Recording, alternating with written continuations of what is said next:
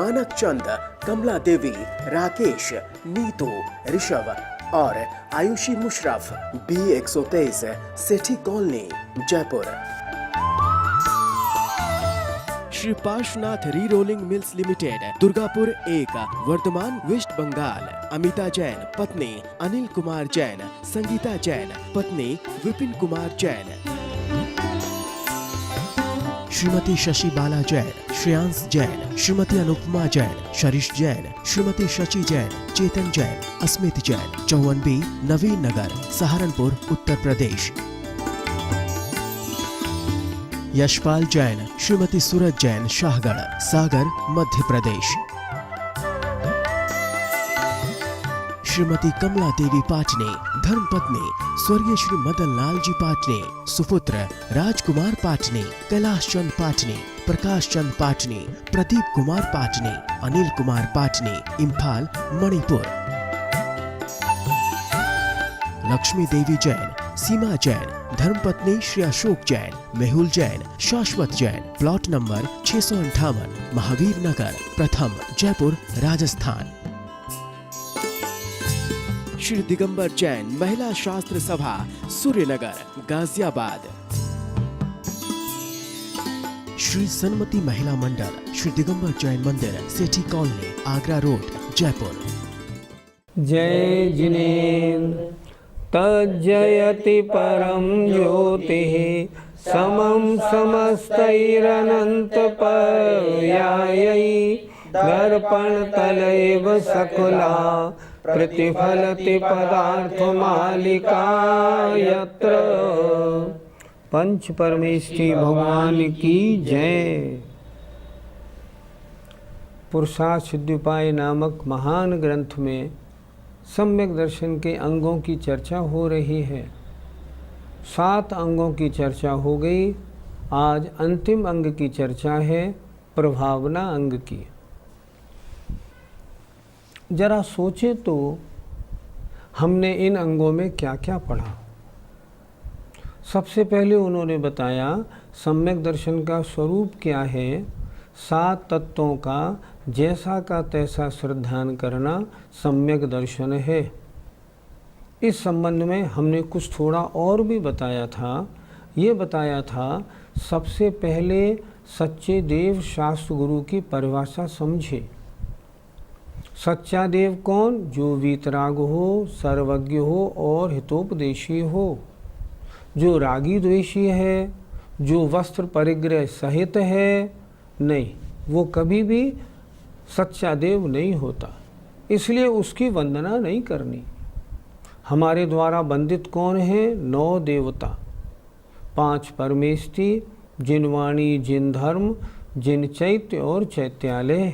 इसके अलावा कोई आपको कितना ही समझाए कि अन्य देवी देवता हैं, ये शासन देवता हैं, ये जैन धर्म के हैं, ये सम्यक दृष्टि हैं, कोई कुछ भी कहे, 5 परमेष्ठी में गर्भित हैं तो हमारे द्वारा पूजनीय है, नहीं तो नहीं।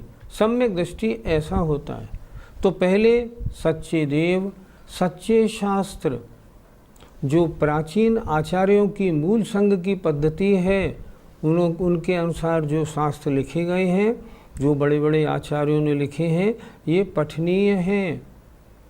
जिन शास्त्रों में नीचे के भावार्थ एकांत का प्ररूपण लिए हुए गड़बड़ कर दिए गए हैं, वो मेरे द्वारा पढ़ने पढ़ने योग्य नहीं। अन्यथा मैं बनना क्या चाहता हूँ, बन कुछ और जाऊँगा। नहीं, ऐसे नहीं, ये सच्चे शास्त्र नहीं हैं। यहाँ का प्रकाशन सही नहीं, क्योंकि इनके भावार्थ में मिलावट है। सच्चे गुरु की परिभाषा, जो 28 मूल गुणों का पालन करते हो, ये सच्चे गुरु हैं। पीछी कमंडलू तो है ना, तो पीछी कमंडलू की वंदना नहीं करोगे। हमारे यहाँ पीछी कमंडलू वंदनीय नहीं होते। हमारे यहाँ दिगंबरता भी वंदनीय नहीं होती। हमारे यहाँ चारित्र संयम की पूजा है। अगर वो दिगंबर भी हैं और संयम का पालन, 28 मूल गुणों का पालन नहीं करते हैं, समझना ये दिगंबर सच्चे गुरु की श्रेणी में नहीं आते। सबसे पहले अगर सम्यक दृष्टि बनना है अगर क्यों लगा रहे हैं आप? बनना ही है हमें तो सम्यक दृष्टि, और सम्यक दृष्टि बनना है तो सबसे पहले सच्चे देव शास्त्र गुरु के अलावा अन्य देव शास्त्र गुरु को छोड़ दीजिए। मैं एक सज्जन के यहाँ गया, उनके यहाँ अंदर एक रूम बना हुआ था, धार्मिक कक्ष। धार्मिक कक्ष को मैंने देखा, उसमें 2 दिक्कतें मैंने पाई। मंदिर के सामने देवी देवताओं के चित्र भी लगे हुए थे। मैंने उनसे कहा, भैया इनकी पूजा नहीं होती, इन्हें यहाँ से हटा दो, ये पूजनीय नहीं है। मैंने उन्हें समझाया, मान गए, उन्होंने हटाया। दूसरी बात, उनकी जो अलमारी रखी हुई थी, उस अलमारी में अपने धर्म के अलावा अन्य धर्म के ग्रंथ भी लगे हुए थे। मैंने उन्हें समझाया, ये जिनवाणी नहीं, ये जिनवाणी नहीं है, इसकी रोज़ वंदना कैसे करते होगे आप? ऐसा नहीं करो। समझाया, बताया, वो मान गए। तो सम्यक दृष्टि बनना है, सबसे पहले सच्चे देव शास्त्र गुरु का हम अच्छी तरह स्वरूप समझें। और हम सबके घरों में, सबके इसलिए कह रहा हूँ, 99% लोगों के घरों में जो अन्य देवों की, अन्य शास्त्रों की, अन्य गुरुओं की मान्यता है ना, उसे दूर हटा दें। आज क्या हो रहा है, हम में से बहुत सारे वृद्ध युवा, वृद्ध महिला और पुरुष अन्य धर्म के गुरुओं की स्पीच टीवी पे सुनने लगे। और सुनते नहीं, कहते भी हैं, अरे तुमने उनका प्रवचन नहीं सुना, क्या अच्छे बोलते हैं, क्या अच्छी बोलती है। अच्छी बोलते हैं, बोलती हैं का प्रश्न नहीं है, तो अपने धर्म के नहीं, मिथ्या मार्ग को चलाने वाले हैं।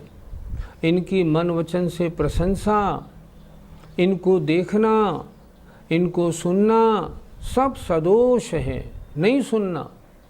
मैं तो वीतराग मुद्रा का उपासक हूँ, इसके अलावा अन्य किसी की उपासना नहीं, अन्य की बात सुनना नहीं, अन्य धर्म को पढ़ना नहीं। फिर तो आप कूप मंडूक बन के रह गए। कूप मंडूक नहीं बने, अभी तो हमें अपने धर्म का ही ज्ञान नहीं है। अगर हम सबके चक्कर में फंस जाएंगे ना, तो खिचड़ी हो जाएगी। मैं एक सज्जन के घर पे गया, ऊपर बैठा हुआ था, तो मैंने देखा उनके यहाँ टन टन टननन टननन टननन घंटी बज रही थी। मैंने उन सज्जन से पूछा, ये घंटी कैसी बज रही है, क्या आपके घर में बज रही है कि बराबर में? उन्होंने बड़े दुख के साथ बोला, हम क्या बताएं, हम 2 भाई रहते हैं, मैं ऊपर की मंजिल में, दूसरा भाई नीचे की मंजिल में। मेरे 2 बेटे हैं, नीचे वालों के भी 2 बेटे हैं। हम 4 बेटों ने 4 धर्म की, अलग अलग धर्म की बहुएं लाए हैं। अब क्या हो गया, हमारे घर में सब धर्म के तो साधु आते हैं, सब धर्म के त्यौहार मनते हैं, सब धर्म की बातें होती हैं। मैंने उनसे मुस्करा के पूछा, तो जो बच्चे पैदा होंगे वो किस धर्म को मानेंगे? तो उन्होंने खुद अपने मुंह से मुझसे कहा, खिचड़ी धर्म को मानेंगे। स्वयं जान भी रहे हैं और कह भी रहे हैं, यही होगा। इसलिए सबसे पहले तो सच्चे देव शास्त्र गुरु का ही श्रद्धान पक्का बनाएं। उसके बाद क्या करें, हम जिनवाणी पढ़ें, जिनवाणी पढ़ के 7 तत्व, 9 पदार्थ, 6 द्रव्य, उनका स्वरूप समझें। हम जब बड़े हुए थोड़े से, तब हमने एक बार अपने गुरुजी से पूछा था, हमको कुछ दान देना है, हम किस काम में अपना रुपया लगाएं? तो हमारे गुरुजी ने हमसे कहा था, सबसे पहले दान देना है तो एक योग्य पंडित रखो घर में, जो सारे घर को विद्वान बना दे। इससे बढ़िया कोई काम नहीं। तुमने मंदिर तो बनवा दिया और मंदिर में तुम्हारे सब परिवारी जा रहे हैं, न पूजा करना जानते हैं, न पूजा का अर्थ समझते हैं, न उनका उच्चारण सही है। क्या मतलब हुआ मंदिर बनवाने का? सबसे पहला काम, पहले एक विद्वान रखो जो आपके सारे घर को, आपके आसपास पड़ोस को, आपकी मंडी को, आपकी कॉलोनी को धर्मात्मा बनाए। ये सबसे बड़ा धर्म है। लेकिन 2 बातों की दिक्कत पड़ती है। लोग कहते हैं विद्वान नहीं मिलते। अरे विद्वान नहीं मिलते, हम किस लिए हैं? हमारे श्रवण संस्कृति संस्थान में आपको हमेशा विद्वान मिलेगा, अच्छा विद्वान मिलेगा। पर हम आपसे एक बात कहना चाहेंगे, आप अपने बच्चे के ट्यूशन के लिए तो 2000 और 5000 रुपये महीना देने को तैयार रहते हैं, और जब हम विद्वान भेजने की बात करें तो ऐसा मत करना साहब 5000 रुपये महीने में भिजवा दो। योग्य वेतन देंगे, आपको अच्छा विद्वान मिलेगा। सबसे पहला काम है स्वाध्याय करें, ज्ञान प्राप्त करें। 7 तत्व, 9 पदार्थ, 6 द्रव्य, 5 अस्तिकाएँ हैं क्या। करने के बाद फिर ये देखें कि ये 7 तत्व में हे उपादेय, आश्रव और बंध हेय हैं। मैं कौन से काम करता हूँ जिससे आश्रव बंद होता है, इन्हें मुझे कम करना है। मैं कौन से काम करता हूँ जिनसे संबल निर्जरा होती है, इन कार्यों को और बढ़ाना है। अगर आपने आश्रव बंध को कम किया, संबल निर्जरा के कार्यों को बढ़ाया, समझना आप निश्चित रूप से मोक्ष मार्गी बनेंगे। 7 तत्व 9 पदार्थों का श्रद्धान करें, और वो श्रद्धान एकदम मजबूत होना चाहिए। कैसा होना चाहिए? वो अंग के बारे में सब चर्चाएं हो गई अपनी। पहला अंग निशंकित अंग, शास्त्र में जो कुछ कहा है इसके बारे में रंच मात्र भी शंका नहीं। ये शास्त्र बड़े बड़े आचार्यों ने, आचार्य कुंद उमा स्वामी समंतभद्र महाराज ने, इन्होंने भगवान सर्वज्ञ की वाणी के अनुसार लिखे हैं। जो कुछ लिखा है परम सत्य है, वर्तमान में दिखे या ना दिखे। कुछ लोग कहते हैं ना, तुमने नरक स्वर्ग देखा है क्या? दिख रहे हैं तुमको, फिर तुमने मान कैसे लिया? ये ऐसे नहीं, फिर तो दिक्कत हो जाएगी। ये शास्त्र आचार्यों के द्वारा लिखे हुए हैं, अत्यंत श्रद्धा के स्थान हैं। इनमें जो कुछ लिखा है रंच मात्र भी शंका नहीं करना। ये पहला निशंकित अंग है। आपने जब 7 तत्व 9 पदार्थों को पढ़ा तो आपने देख लिया जितने इंद्रिय सुख हैं ये पाप के कारण हैं। इंद्रियों के सुखों में उलझना अज्ञानता है। तब क्या करना? नहीं, सांसारिक वैभव की कोई इच्छा मुझे नहीं करनी है। इच्छा क्या है तुम्हारी? इच्छा मेरी है, मेरी आत्मा परम शुद्ध बन जाए, मेरा कल्याण हो जाए। तीसरा अंग बताया था निर्विचिकित्सा, अर्थात मुनि महाराज हैं, शरीर तो अपवित्र गंदा है मान लो, लेकिन ये रत्नत्रय से पवित्र होने के कारण ये अपवित्र शरीर भी परम पवित्र है, पूज्य है, आराधना के योग्य, वंदना के योग्य, पूजा के योग्य, नमस्कार के योग्य है। रंच मात्र भी घृणा नहीं करना। चौथा बताया था अमूढ़ दृष्टि अंग, अर्थात किसी ने आपसे कह दिया वहाँ चले जाओ, उस पेड़ की पूजा 4 चक्कर लगा देना, तुम्हारा काम बन जाएगा। नहीं, ऐसे नहीं, ये तो मूढ़ दृष्टि हो गई। नदी में, समुद्र में नहाने से सारे पाप धुल जाते हैं, ऐसे नहीं धुलते पाप। पाप धोने के लिए पहले पापों को छोड़ना पड़ता है, फिर साधना करनी पड़ती है, तब पाप छूटते हैं, ऐसे नहीं छूटते। किसी ने कह दिया मान लिया, ऐसा नहीं बनना। जो कोई कहे ना उसको आगम की कसौटी पे घिसे, तब उसको स्वीकार करें। इसे कहते हैं अमूढ़ दृष्टि। नज़र कैसी हो? मूर्खता पूर्ण नहीं हो। 5वां अंग बताया था उपगूहन। उपगूहन का मतलब दूसरे के दोष अगर हों उन्हें ढकें। इसका मतलब ये नहीं उन्हें बताएं, नहीं उन्हें बड़ी विनयपूर्वक बताएं, उनके शुद्धिकरण का प्रयास करें, पर ऐसा नहीं करें जो उनकी बदनामी हो जाए। 6वां अंग बताया था स्थितिकरण। अपने में या अन्य में किसी कारणवशात, काम क्रोध आदि के कारण, शारीरिक वेदना के कारण अगर धर्म में शिथिलता मालूम पड़े ना, तो उसको आगम के अनुसार गुरु के पास जाके जैसे बने वैसे अपने को और अन्य को पुनः धर्म में स्थापित करना स्थितिकरण अंग है। 7वां अंग बताया था वात्सल्य, अर्थात धर्म में, अहिंसा में, साधर्मियों में अत्यंत वत्सलता होना। उनको देखा चेहरा खिल जाए, ओहो आज तो महाराज पधारे हैं, आनंद आ गया। इसे कहते हैं वत्सलता का होना। जो धर्म के धारण करने वाले हैं उनके साथ अत्यंत प्रीति होना। शास्त्र की अलमारी में शास्त्र रखे हैं, उनको झाड़ पोंछ के जिल्द लगा के सजा के रखना। ऐसा नहीं अपनी अलमारी तो रोज़ सजाएं और शास्त्र की अलमारी पड़ी है तो पड़ी रहने दें, ये वत्सलता नहीं। जिनवाणी माँ है, इसके साथ वत्सलता रखनी है। इस प्रकार 7 अंगों की चर्चा हो गई। मैंने संक्षेप में इसलिए आपको बताया आज कि आप में से बहुत से दर्शक हमारे कभी होते हैं कभी नहीं होते। तो आज इन 7 अंगों को समझना है।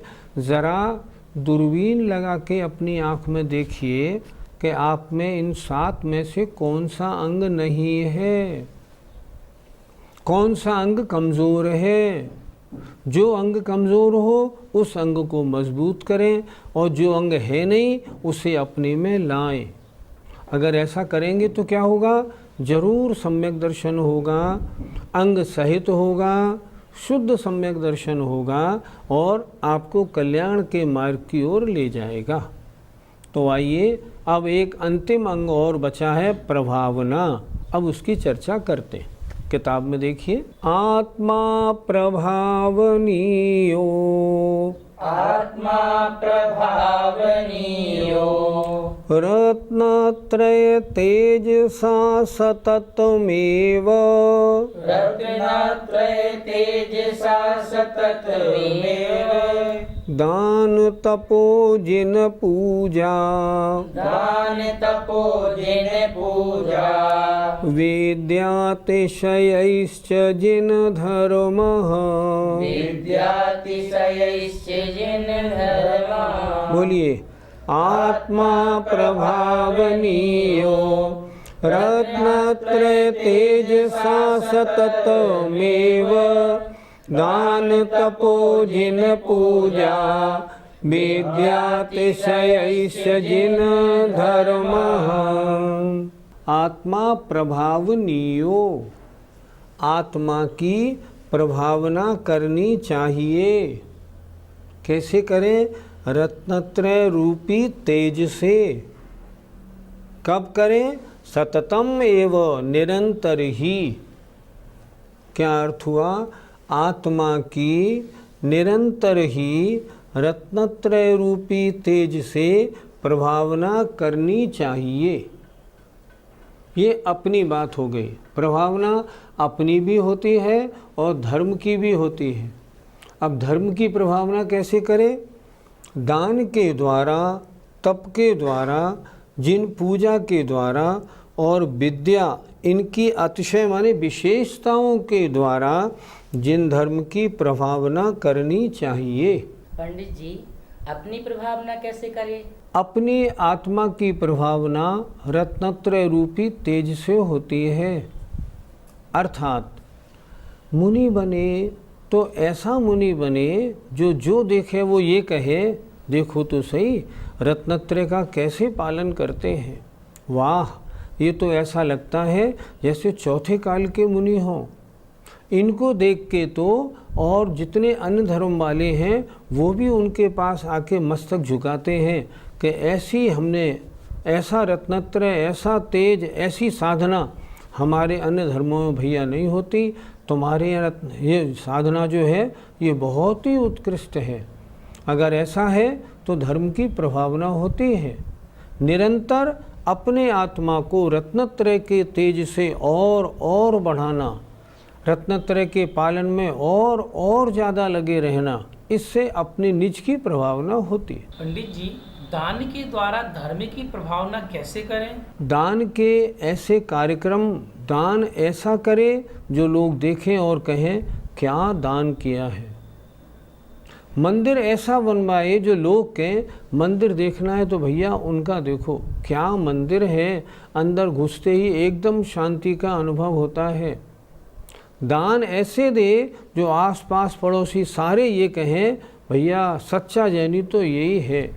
जैन धर्म कितना अच्छा है, देखो खूब दान देता है, कमाता खूब है, दान भी खूब देता है। किसी को कष्ट हो, बीमारी हो, पढ़ाई नहीं हो, सर्दी हो, फौरन व्यवस्था करे। ऐसे करने से जैन धर्म की प्रभावना होती है। पंडित जी, तप के माध्यम से कैसे प्रभावना होती है? बड़े बड़े उपवासों को करना, 10 लक्षण पर्व आया मान लो, और आपके शहर में 10 दिन का उपवास करने वाले लोग कितने, 100 लोग उपवास करने वाले, 50 लोग उपवास करने वाले हैं, और 10 दिन पूजा भी कर रहे हैं और चेहरे भी खुश हैं। इसके द्वारा प्रभावना होती है। लोग कहें उपवास देखने हो भैया, तो जैनियों के देखो क्या उपवास करते हैं। और आनंद की बात ये, खाना पीना छोड़ के भी 10 दिन धर्म ध्यान में लगे रहते हैं। इन्हें कहते हैं उपवास, ये होते हैं तप। इनके द्वारा भी धर्म की बड़ी प्रभावना होती है। पंडित जी, हम जिन पूजा के द्वारा प्रभावना कैसे करें? शहरों में रथ यात्रा आदि के प्रोग्राम निकलते हैं, वो प्रोग्राम अत्यंत भव्यता से मनाए जाएं। लोग कहें यहाँ प्रोग्राम होते हैं तो इनके होते हैं, कितने भव्य, हर व्यवस्था बहुत अच्छी। देखो जुलूस में कितने ढंग से ये लोग निकलते हैं, कितने अच्छे नारे निकालते हैं। जब जुलूस में निकले ना तो अपने बारे में लोगों को पम्फलेट बराबर बांटे। देखो शाकाहारी बनना है, तम्बाकू मद्य मांस को छोड़ना है, सबको बांटे। तो लोग कहें जुलूस देखने हो, भगवान की पूजा देखनी हो, वो जैनियों में देखने को मिलती है, हमारे यहाँ तो होती ही नहीं ऐसी। जिन पूजा के द्वारा अतिशय मतलब ऐसी पूजा हो, लोग कहें देखो तो उत्कृष्टता इनमें ही है, ऐसा करने से भी जिन धर्म की प्रभावना होती है। विद्या के द्वारा प्रभावना कैसे होती है? ध्यान से सुनिएगा, बात 1930 की है। महावीर जयंती का जुलूस केकड़ी में निकल रहा था, केकड़ी राजस्थान में। जुलूस में नारे लगा रहे थे हम सब जैनी लोग, जैन धर्म प्राचीन है, जैन धर्म सनातन है, जैन धर्म अनादिकालीन है। कुछ अन्य मत वाले लोगों ने जुलूस को रोका और उनसे कहा नहीं नहीं, तुम्हारा धर्म अनादिकालीन नहीं, हमारा धर्म अनादिकालीन है। हमने कहा नहीं, हमारा अनादिकालीन है। दोनों में ये चर्चा छिड़ गई। ठीक है, इस पे वाद विवाद हो जाए, शास्त्रार्थ हो जाए, क्या बात है।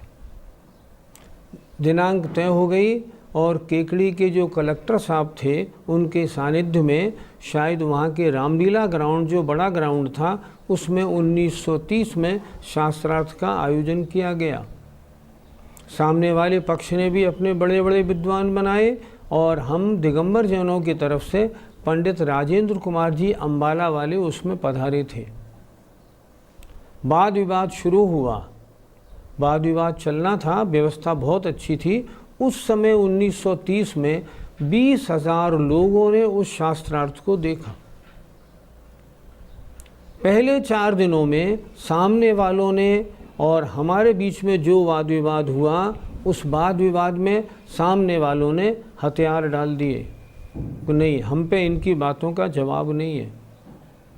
4 दिन में जो बड़े विद्वान सामने से आए थे, जब वो हट गए तो एक दूसरे बड़े विद्वान आए, उन्होंने भी 2 दिन शास्त्रार्थ किया और उसके बाद वो भी चले गए कि नहीं नहीं, इन जैनियों के प्रश्नों के उत्तर हम नहीं दे सकते।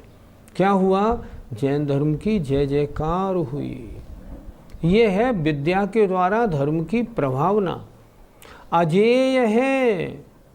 जैन धर्म जैसा जो वर्णन शास्त्रों में जो दिया है ना, किसी धर्म में मिलता ही नहीं। ये तो अनुपम है, अनोखा है। क्यों है? सर्वज्ञ के द्वारा निरूपित है। जय जिनेन्द्र। मानक चंद, कमला देवी, राकेश, नीतू, ऋषभ और आयुषी मुशरफ, B123, सेठी कॉलोनी, जयपुर।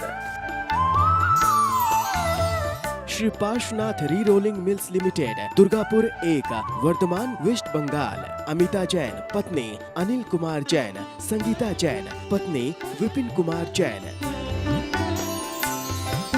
श्रीमती शशि बाला जैन, श्रेयांश जैन, श्रीमती अनुपमा जैन, शरीश जैन, श्रीमती शची जैन, चेतन जैन, अस्मित जैन, 54B, नवीन नगर, सहारनपुर, उत्तर प्रदेश। यशपाल जैन, श्रीमती सूरज जैन, शाहगढ़, सागर, मध्य प्रदेश। श्रीमती कमला देवी पाटने, धर्मपत्नी स्वर्गीय श्री मदन लाल जी पाटने, सुपुत्र राजकुमार पाटने, कैलाश चंद पाटने, प्रकाश चंद पाटने, प्रदीप कुमार पाटने, अनिल कुमार पाटने, इम्फाल, मणिपुर। लक्ष्मी देवी जैन, सीमा जैन, धर्मपत्नी श्री अशोक जैन, मेहुल जैन, शाश्वत जैन, प्लॉट नंबर 658, महावीर नगर, प्रथम, जयपुर, राजस्थान। श्री दिगंबर जैन महिला शास्त्र सभा, सूर्यनगर, गाजियाबाद। श्री सन्मति महिला मंडल, श्री दिगंबर जैन मंदिर, सेठी कॉलोनी, आगरा रोड, जयपुर।